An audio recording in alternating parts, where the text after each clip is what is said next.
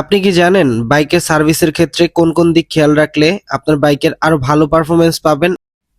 আসসালামু আলাইকুম, সবাইকে ইমন বাইক সার্ভিসিং সেন্টারে স্বাগতম জানাচ্ছি। চলুন আমরা এখন দেখে আসি একটা বাইক সার্ভিসের ক্ষেত্রে কোন কোন দিকগুলো খেয়াল রাখা উচিত এন্ড কি কি করলে আপনার বাইকের পারফরমেন্সটা আরো বেশি ভালো পাবেন। তো চলুন আমরা ভিডিওটা স্টার্ট করি। ভিডিওটা যাতে বড় না হয়ে যায় সেই ক্ষেত্রে আমরা চেষ্টা করতেছি ভিডিওটা শর্ট করার জন্য। তো ভিডিওটার ফার্স্টে আমি দেখাচ্ছি কিছু টায়ার জেল। এগুলো হচ্ছে কাস্টমার আমাদের কাছ থেকে পারচেস করছে। এগুলোর প্রাইস অলমোস্ট 100 টাকা। তো কাস্টমার চাইছিল হচ্ছে একদম খুব কম প্রাইসের মধ্যে টায়ার জেল। তো আমরা এটা তাদেরকে প্রোভাইড করি। 7100 ইঞ্জিন অয়েল ছিল, দেন হচ্ছে একটা অয়েল ফিল্টার ছিল, দেন এয়ার ফিল্টার চেঞ্জ করা লাগবে বাইকের, দেন আপনার আপনার ফরক অয়েল চেঞ্জ করা লাগবে, দেন সামনের ব্রেক প্যাড চেঞ্জ করা লাগবে। সো অলমোস্ট আমরা এগুলো এস্টিমেট দিয়ে দিছি এন্ড হচ্ছে কাস্টমারদেরকে আমি আপনাদের প্রোডাক্ট গুলো দেখাচ্ছিলাম যে কি কি চেঞ্জ হবে এই বাইকের। দেন হচ্ছে বলেসার চেঞ্জ হবে, ব্যাকচিস বুস্ট চেঞ্জ হবে, অলমোস্ট অনেক বেশি কাজ আছে এই বাইকে। তো স্পার্ক প্লাগটা আমি দেখাইতেছি যে আমরা স্পার্ক প্লাগটা চেঞ্জ করব এখন। আর এই বাইকের হচ্ছে ক্লাস কেবল এন্ড হচ্ছে অ্যাক্সিলারেটর কেবল এগুলো চেঞ্জ করতে হবে, এন্ড হচ্ছে ড্রাম রাবার এটাও চেঞ্জ করতে হবে। আর একটা মেন সমস্যা হচ্ছে জিক্সারের ড্রাম রাবার অতি দ্রুত নষ্ট হয়ে যায়।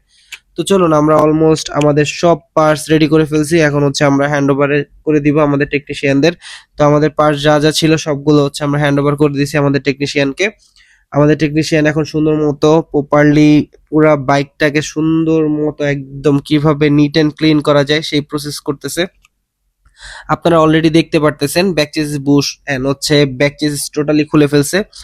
এখন হচ্ছে আমরা এগুলো প্রপারলি গ্রিজিং করব এন্ড হচ্ছে নতুন যে ব্যাক চেসিসটা লাগানো হইতেছে সেই ব্যাক চেসিসটা আমরা এটাতে ইনস্টল করব। সো ব্যাক চেসিসটা ইনস্টল করার ক্ষেত্রে নতুন যে হচ্ছে রোলারটা লাগে সেটা আমরা বসায় ফেলতেছি। এটা অনেক বেশি দিন চলছে, মানে এই চেসিসটা অনেক লং টাইম চলছে, যার কারণে হচ্ছে এই যে ব্যাক চেসিসের বুশটা আমরা ইনস্টল করতেছি সেটা খুব দ্রুত বসে গেছে। কারণ এটার মধ্যে যেই ধরনের হচ্ছে একটু টাইট বা হচ্ছে ফিটিং হয়, সো একটু লুজ লুজ হইতেছিল। তো আমরা এটা ইনস্টল করার পর ভাবলাম যে না, এইভাবে ইনস্টল করা যাবে না, দেন আবার পরবর্তীতে আমরা সেটা খুলি। তো সেইটা করতে করতে আমাদের লেদে নিয়ে যেতে হয়। সো এর ফাঁকে হচ্ছে আমরা অয়েল ফিল্টারটা চেঞ্জ করতেছি। অয়েল ফিল্টার চেঞ্জ করার পর দেন হচ্ছে আমরা ইঞ্জিন অয়েল চেঞ্জ করব। সো চলুন আমরা প্রপারলি কিভাবে অয়েল ফিল্টার বসাইতে হয় এন্ড হচ্ছে কিভাবে ক্লিন করে দেন হচ্ছে ইঞ্জিন অয়েলটা রিফিল করতে হয় সেটা আমরা একটু আপনাদেরকে দেখাই।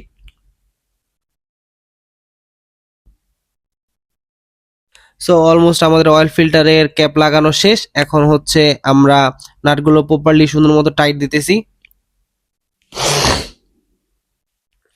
তা না হলে হচ্ছে আহ ইঞ্জিন অয়েল লিক করতে পারে। সো আমরা ড্রেন নাট যেটা আছে এটা আমরা এখন লাগাই ফেলতেছি একদম। সো ড্রেন নাট লাগানো না হইলে ইঞ্জিন অয়েল ঢাললে অনেক সময় ভুলবশত হইতে পারে। সো এটা খেয়াল রাখবেন যে অবশ্যই যেন ড্রেন নাট প্রপারলি লাগানো হয়, না হলে হচ্ছে ইঞ্জিন অয়েল রিফিল করার সময় পড়ে যাবে। এটা ম্যাক্সিমাম ইভেন তো আমাদের নিজেদের এরকম হয়েছে। সো এটা একটু খেয়াল রাখা উচিত। সো আমরা এখন এখানে এই বাইকে ইউজ করতেছি মতুলে 7100 10W40 গ্রেডের ইঞ্জিন অয়েল। সো এটা আমরা এখন রিফিল করব। তো আপনারা কাইন্ডলি চেষ্টা করবেন ভালো ব্র্যান্ডের এন্ড হচ্ছে মতুলের অরিজিনালটা ইউজ করার জন্য। কারণ বিভিন্ন সার্ভিস সেন্টারে দেন হচ্ছে কিছু লোকাল দোকানে অনেক ধরনের বাজে প্রোডাক্ট পাওয়া যায়, 2 নাম্বার কপি প্রোডাক্ট পাওয়া যায়। সো আপনারা একটু সাবধানে থাকবেন। যদি কপি প্রোডাক্ট ইনস্টল করেন সেক্ষেত্রে আপনাদের ইঞ্জিনটা দ্রুত ড্যামেজ হয়ে যাবে, ইঞ্জিনের ওভারহলিং করতে হবে এন্ড ইঞ্জিনের সাউন্ডও দ্রুত নষ্ট হয়ে যাবে, আর আপনারা প্রপারলি মাইলেজও পাবেন না। তো এখানে হচ্ছে আমরা চেসিসের যে বুশগুলো ছিল ওগুলো গ্রিজিং করতেছি। আপনারা এখন ফ্রন্ট স্পকেটটা দেখতেছেন, ফ্রন্ট স্পকেটের সামনে কত বেশি ময়লা। তো এগুলো দেখার রিজন হচ্ছে ফ্রন্ট স্পকেটের এই সামনের পার্টটা যদি প্রপারলি ক্লিন করা না হয় দ্রুত সামনের স্পকেটটা ড্যামেজ হয়ে যায়। সো অলমোস্ট আমাদের ব্যাক চেসিসের যে লেদের কাজ ছিল এটা কমপ্লিট করে নিয়ে আসছি। এখন আমরা এটা ইনস্টল করে ফেলবো। ইনস্টল করা শেষ হলে দেন হচ্ছে আমরা কিভাবে এটা ফিটিং করি সেটা আপনাদের সাথে একটু শেয়ার করতেছি। ভিডিওটাও যদি একটু বড় হয়ে থাকে কাইন্ডলি আমাদের সাথে থাকবেন, তাহলে আপনারা বিভিন্ন ইনফরমেশন পাবেন। সো আপনারা এখন এখানে দেখতে পারতেছেন একটা হচ্ছে মার্ক করা ছিল ইঞ্জিন অয়েলের। সো এই মার্ক পর্যন্ত হচ্ছে আপনারা রিফিল করবেন। আর এটা হচ্ছে ব্যাকচিস বুশের যে স্টিকটা আছে সেটা আমরা গ্রিজ করতেছি সুন্দর মতো। দেন এগুলো সব গ্রিজিং করা হয়ে গেলে দেন হচ্ছে সাসপেনশনের মধ্যে যে একটা ছোট্ট বুশ থাকে সেটাও বুশ গ্রিজিং করতে হয়। দেন হচ্ছে আপনার যেটা নাট থাকে সেটাও গ্রিজিং করতে হয়, না হলে হচ্ছে পরবর্তীতে চেসিস থেকে ক্যাচ ক্যাচ টাইপের এরকম ব্যাড নয়েজ আসতে থাকে। সো আপনারা যারা সার্ভিস করতে চাইতেছেন কাইন্ডলি ভালো প্লেসে এন্ড হচ্ছে ভালো বিশ্বস্ত একটা জায়গা থেকে সার্ভিস করাবেন, তাহলে হচ্ছে আপনার বাইকটা অনেক লং টাইম আপনারা এটা ইউজ করতে পারবেন এন্ড হচ্ছে ভালো একটা সার্ভিস পাবেন। তো আপনারা এখন যেটা দেখতে পারতেছেন এটা হচ্ছে ব্যাক চেসিসের স্টিক, এটা হচ্ছে আমরা গ্রিজিং করে প্রপারলি ইনস্টল করতেছি। সো ব্যাক চেসিস ইনস্টল করার সময় একটু খেয়াল রাখবেন যাতে হচ্ছে হ্যামারিং করতে প্রপারলি না হয়, সুন্দর মতো ঢুকে যায়, কারণ হ্যামারিং করলে ওই পাশে যে নাটটা থাকে সেটা নষ্ট হয়ে যাওয়ার চান্সেস থাকে। সো কাইন্ডলি একটু এটা খেয়াল রাখবেন। আর আপনাদেরকে জাস্ট ছোট্ট একটা জিনিস দেখাই দেয়, এই যে আপনারা সাসপেনশন বা ব্যাক চেসিস খুলে সেই ক্ষেত্রে যে এখানে ছোট্ট একটা বুশ থাকে, দেন হচ্ছে এই নাটটা থাকে, কাইন্ডলি এই জিনিসটা সুন্দর মতো গ্রিজিং করে দেন ইনস্টল করবেন, তাহলে আপনার সাসপেনশন দেন হচ্ছে ব্যাক চেসিসটা অনেক লং লাস্টিং হবে। আর আমরা এখন হচ্ছে এয়ার ফিল্টারটা ইনস্টল করব। সো এয়ার ফিল্টার বক্স খোলার পর এয়ার ফিল্টারটার অবস্থা অনেক বেশি বাজে ছিল। সো আমরা এখন নতুন এয়ার ফিল্টারটা এখানে ইনস্টল করে ফেলবো। সো আপনারা দেখতে পারতেছেন নতুন এয়ার ফিল্টারটা কতটা ক্লিন, সো এখানে বসলেই দেখা যায়।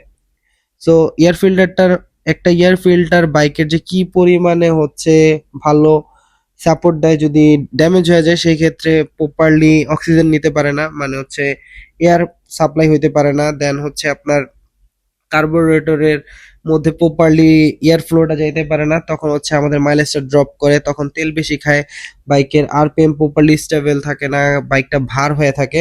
সো আপনারা চেষ্টা করবেন এয়ার ফিল্টারটা রেগুলার ক্লিন করার জন্য, এন্ড হচ্ছে যদি পারেন রেগুলার 10,000 বা হচ্ছে 5,000 কিলোমিটারের মধ্যে চেঞ্জ করে ফেলার জন্য বাংলাদেশের প্রেক্ষাপটে। সো এখন হচ্ছে আমরা আমাদের ব্যাক চেসিসের যে স্টিকটা আছে সেটা আমরা গানের মাধ্যমে এটা আমরা টাইট করতেছি, কারণ গানের মাধ্যমে টাইট না করলে প্রপারলি কি পরিমাণে টাইট দেওয়া দরকার সেই মাপটা পাওয়া যায় না। এটা মূলত টর্ক রেঞ্জ দিয়েও দেয় অনেকে। সো আমাদের যে লিমিটেশন আছে, সো ওই এয়ার গানের সো ওই লিমিটেশন রেখে দেন হচ্ছে আমরা টাইট দিতেছি। বেশি টাইট দিলে তখন হচ্ছে সাসপেনশন যখন হাফ ডাউন করবে তখন একটা নয়েজ আসবে, আর যদি কম টাইট হয় তখন হচ্ছে এটা ডানে বামে দুলতে থাকবে। সো আপনারা এই জিনিসটা একটু খেয়াল রাখবেন। সো অলমোস্ট আমাদের দিক থেকে এয়ার ফিল্টার ইনস্টল করা শেষ। আমি একটু পরপর চেঞ্জ করতেছি, ভিডিওটার রিজন হচ্ছে যাতে আপনাদের বিরক্ত না লাগে। এখন হচ্ছে বললেস ইনস্টল করা হইতেছে। সো অলমোস্ট আপনারা সব দেখে ফেলছেন যে আমরা সব ধরনের সব প্রোডাক্টগুলো অলরেডি ইনস্টল করে ফেলছি। কিছু ছোট ছোট জিনিস আছে যেমন ড্রাম রাবার, এগুলো বসানোর ক্ষেত্রে সেইগুলো আপনাদের সাথে হয়তো শেয়ার করা যায় নাই, কারণ ভিডিওটা অনেক বড় হয়ে যাবে। তাও আমি যতখানি পারছি চেষ্টা করছি আপনাদেরকে প্রপারলি একটা ভালো ইনফরমেশন দেওয়ার জন্য। আশা করি যে আপনাদের এটা অনেক বেশি হেল্পফুল হবে। আর আপনারা যারা সার্ভিস করতে চাইতেছেন তারা চাইলে ইমন বাইক সার্ভিস সেন্টারও আসতে পারেন, কারণ আমরা চেষ্টা করি সবসময় ভালো একটা সার্ভিস প্রোভাইড করানোর জন্য। সো সামনে ঈদ, সো আমরা চাইতেছি যে আপনাদের বাইকটাকে সুন্দর অ্যান্ড সুন্দর ভাবে আপনার বাইকটা সার্ভিস করে আমরা যাতে দিতে পারি, অ্যান্ড আপনারাও খুশি থাকেন অ্যান্ড আমাদেরও খুশি লাগে যখন আপনারা ভালো একটা সার্ভিস পান, আমাদের সাথে রিভিউ শেয়ার করেন বা আমাদের সাথে আপনাদের ফিলিং শেয়ার করেন, তখন আমাদের কাছে আসলে অনেক বেশি ভালো লাগে। সো আপনারা যারা সার্ভিস করতে চাইতেছেন কাইন্ডলি আমাদের সাথে যোগাযোগ করবেন। সবাই ভালো থাকবেন। আসসালামু আলাইকুম।